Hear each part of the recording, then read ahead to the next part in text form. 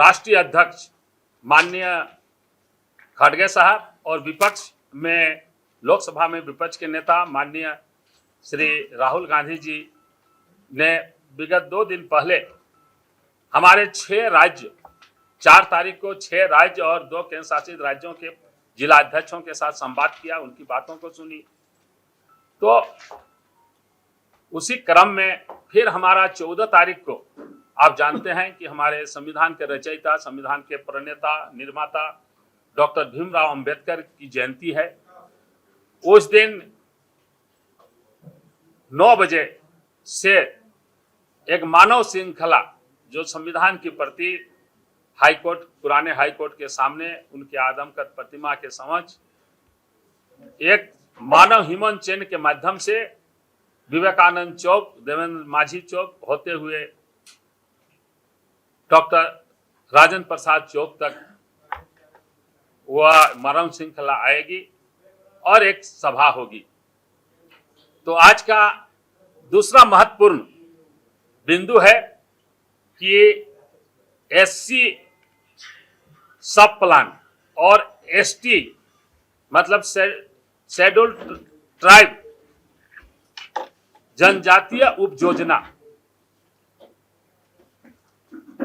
पर केंद्रीय कानून की हम लोग मांग करते हैं। हमारे माननीय नेता राहुल गांधी ने भी इस मांग को रखा है, उसका हम लोग स्वागत करते हैं कि जैसे शेड्यूल कास्ट सब प्लान और ट्राइब सब प्लान, तो इसमें का मुख्य उद्देश्य है कि इन दोनों संप्रदाय के लोगों का सर्वांगीण विकास हो। और ये सब प्लान श्रीमती इंदिरा जी ने 1975-76 में और 79-80 में एक योजना बनाई थी कि इन लोगों का कैसे सर्वांगीण विकास हो। इसके लिए 4-5 सूत्री उनके कार्यक्रम थे कि गरीबी में कैसे कमी लाया जाए, कैसे उन लोगों को आय के अवसर उन लोगों में पैदा किया जाए, गरीबी और बेरोजगारी को कैसे कम किया जाए।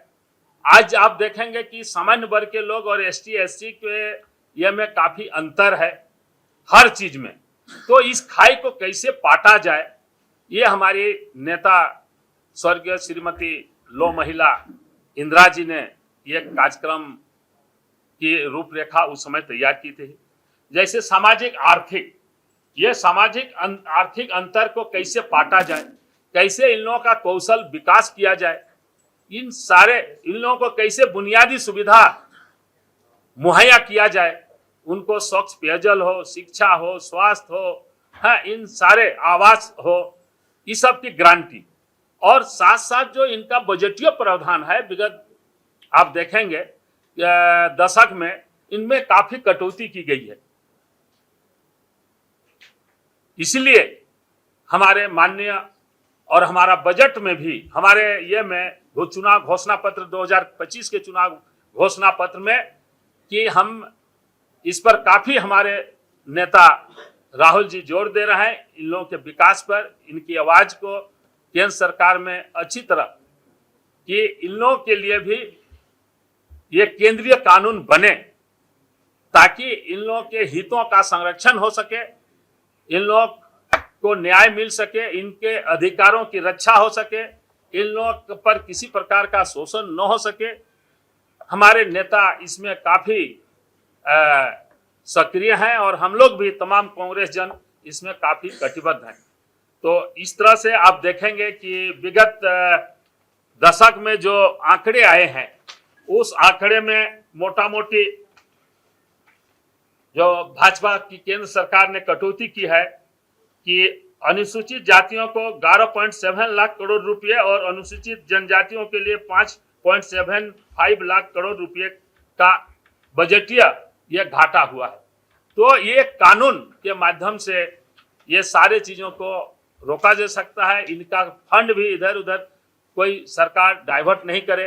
हमारी जो आंध्र प्रदेश की सरकार है, तेलंगाना की सरकार है, आपके कर्नाटक की सरकार है, इन लोगों ने एक स्पेशल एसटी एससी के लिए प्रावधान किया है। तो हमारे राष्ट्रीय नेता माननीय राहुल जी का जो यह डिमांड है, मांग है, SC ST के विकास के प्रति जो प्रतिबद्ध हैं, हम झारखंड प्रदेश कांग्रेस कमेटी के तमाम पदाधिकारी, कार्यकर्ता, सभी लोग, हम लोग भी कटिबद्ध हैं।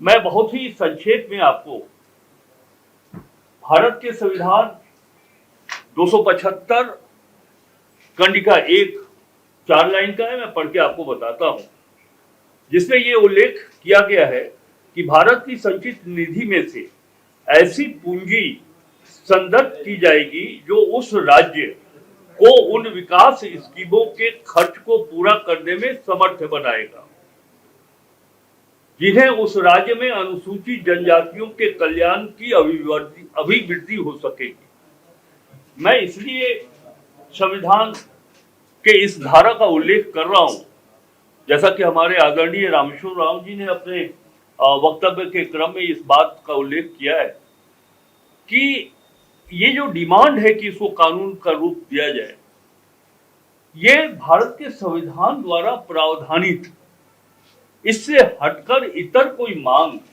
राहुल जी नहीं कर रहे, अखिल भारतीय कांग्रेस कमेटी नहीं कर रही है और झारखंड प्रदेश कांग्रेस कमेटी नहीं कर रही। वो हक, वो अधिकार हम मांग रहे हैं।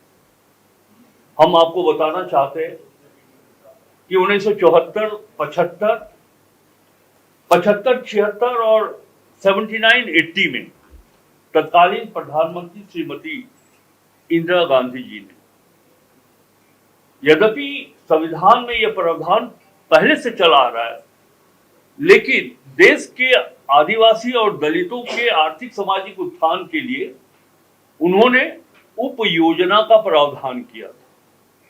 ये कोई नई बात नहीं है, सबसे पहले उन्होंने ही किया था।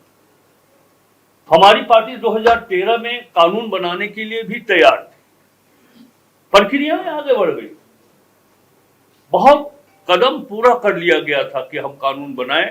उस समय डॉक्टर मनमोहन सिंह जी हमारे प्रधानमंत्री हुआ करते थे, लेकिन अफसोस की बात यह रही कि 2014 में चुनाव का सामना करना पड़ा, देश में चुनाव हुआ लोकसभा का, कानून बनाने की यह सोच, यह सपना साकार अखिल भारतीय कांग्रेस कमेटी डॉक्टर मनमोहन सिंह के नेतृत्व में नहीं कर पाई। अब स्थिति यह है, मैं फिर कहना चाहूंगा कि हमारे प्रदेश अध्यक्ष जी और हमारे पूर्व वित्त मंत्री जी डॉक्टर रामेश्वर उरांव जी ने जिस बात पर फोकस किया, भारत सरकार, एक तो यह है कि विगत एक दशक में जो पैसा मिलना चाहिए था देश के विभिन्न राज्यों में आदिवासी और दलितों के लिए, उसमें कटौती की गई, लगातार ह्रास होते गया। जनसंख्या और उनकी सामाजिक आर्थिक दृष्टि को देखते हुए जो हक मिलना चाहिए था, वित्तीय हक मिलना चाहिए था देश के दलित और अनुसूचित जाति के लोगों को, वो नहीं मिल पाया, रादर उसमें गिरावट आई। हमारे प्रदेश अध्यक्ष जी ने आपको वो आंकड़ा के माध्यम से बताया है कि विगत एक दशक में अनुसूचित जाति उप योजना में 3.4%, अनुसूचित जनजातीय उप योजना में 2.6% का ह्रास हुआ है अलॉटमेंट में, और उसका परिणाम ये हुआ है कि 11.70 लाख करोड़ रुपए अनुसूचित जनजातियों के लिए और 5.57 लाख करोड़ रुपए का बजटीय समर्थन में नुकसान हुआ।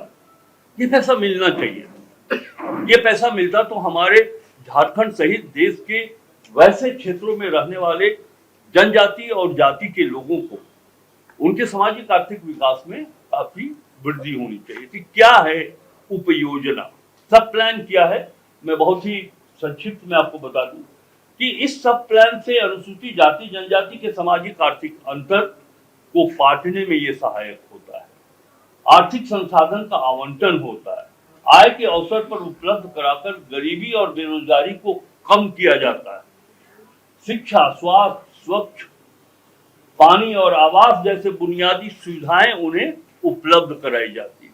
जब ये पैसा कम होता जाएगा, फंड का डाइवर्शन होगा, जैसा कि आदरणीय रामेश्वर राव जी ने कहा है, तो फिर हम कैसे इस देश में आजादी के इतने वर्षों के बाद जो आर्थिक और सामाजिक रूप से अत्यंत पिछड़े वो कैसे आगे बढ़े?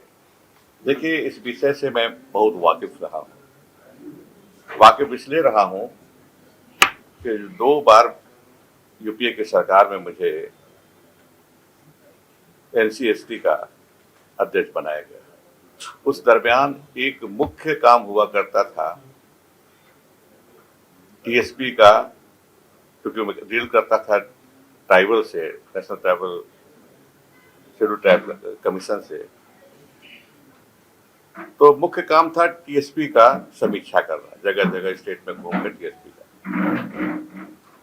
बहुत ही फ्रस्ट्रेशन होता था समीक्षा के क्रम में यह देख करके कि ट्राइबल सब प्लान के पैसे को सही ढंग से खर्च नहीं किया जाता है।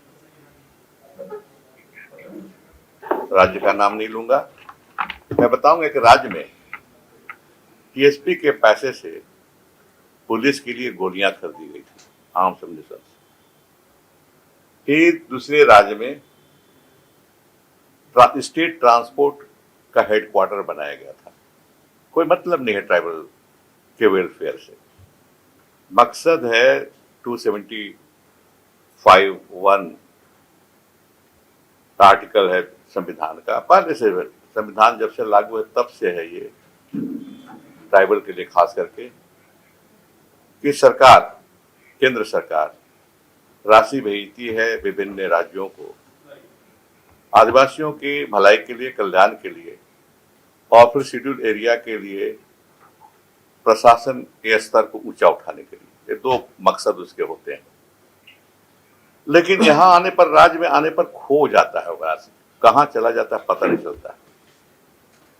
एक राज्य में शहर से एयरपोर्ट जाने वाला रोड टीएसपी के पैसे से बना था। आप समझ सकते हैं कि क्या मतलब, इसका कोई अर्थ है कि नहीं है।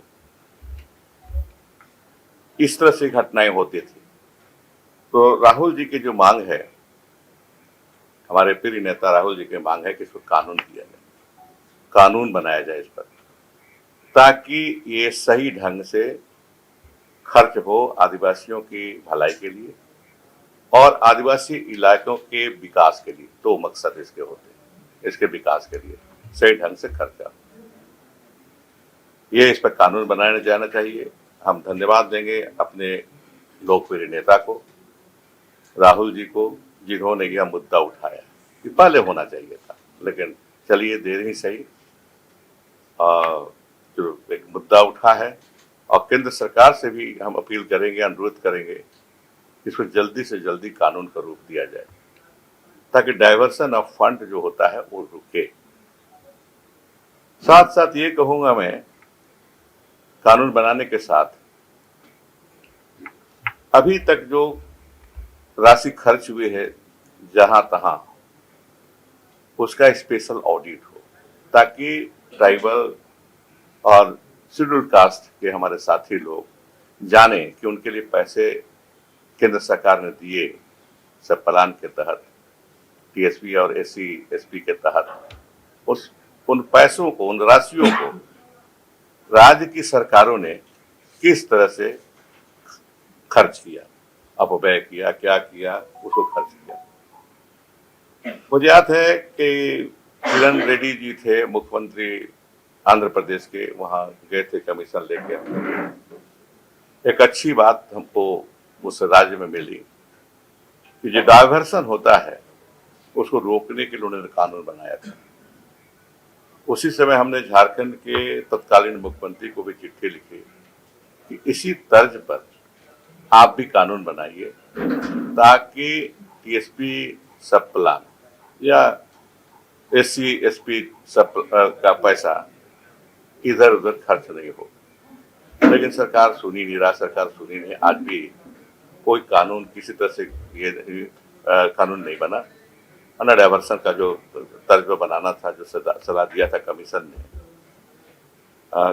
आंध्र प्रदेश के तर्ज पर, कोई कार्रवाई नहीं हुई। आज भी उसी तरह से चल रहा है काम। खबर का मतलब बवाल न्यूज, हमारे चैनल को सब्सक्राइब जरूर करें।